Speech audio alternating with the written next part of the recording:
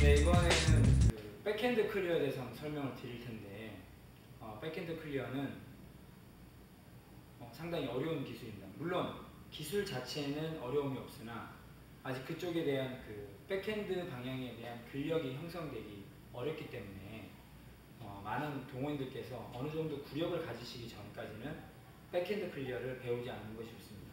많은 코치들께서도 백핸드 클리어를 뒤늦게 가르쳐주는 이유 자체가 그 백핸드 방향에 대한 근력, 이 근력에 대해서 형성이 안 된 상태에서 이 기술을 구사하게 되면 그 엘보에 부상이 오게 됩니다. 그래서 가르쳐드리지 않고 있는데, 우선 한번 임팩트 스윙기를 통해서 이 근력이 향상될 수 있는지 보고, 그 다음에 연습을 하시다 보면 천천히 연습을 하시다 보면은 또 그 부분에 대해서 또 개선될 부분이 있을 것입니다.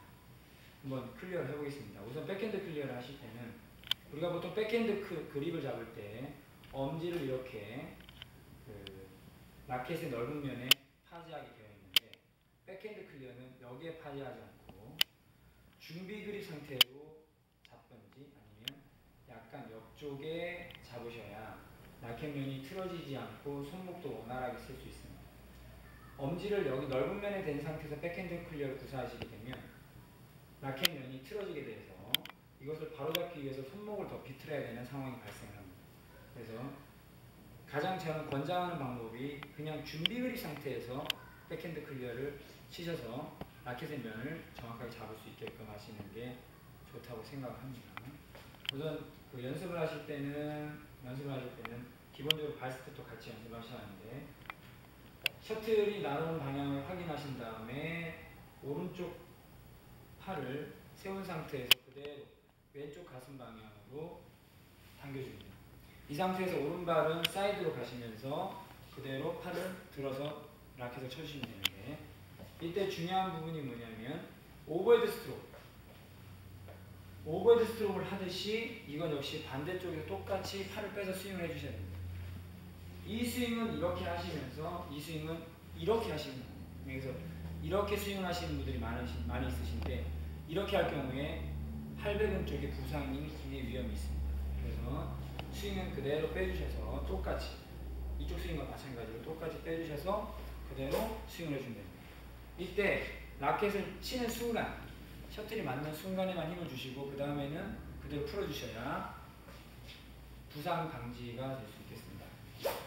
그래서 스윙은 당겨서 그대로 스윙, 억지로 끊어서 이렇게 하지 마시고 당겨서 그대로 스윙합니다. 그대로 당겨서 그대로 스윙. 자, 이것은 이제 임팩트 스윙으로 한번 해보겠습니다.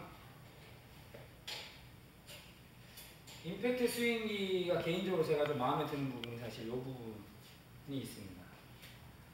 임팩트 스윙기로 연습하실 때, 백핸드 클 연습하실 때는 웨이트링은 가급적 사용하지 마시고 이 상태로 공기 저항띠만 체결하셔서 쓰셨으면 좋겠습니다.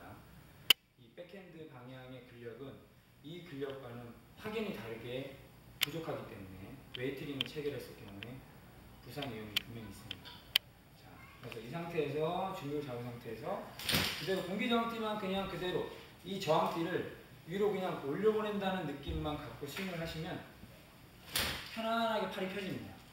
이 공기 저항띠가 올라가는 힘으로 팔이 그대로 펴지기 때문에 실질적으로 팔을 펴려고 노력하지 않아도 올려만 주면 그대로 펴집니다. 그래서 이것이 요 배드민턴 임팩트 스윙기가 백핸드 클리어를 잘할 수 있게끔 해주는 부분입니다. 그래서 공기 저항띠만 위로 올려보낸다는 느낌으로 연습하시면 되겠습니다.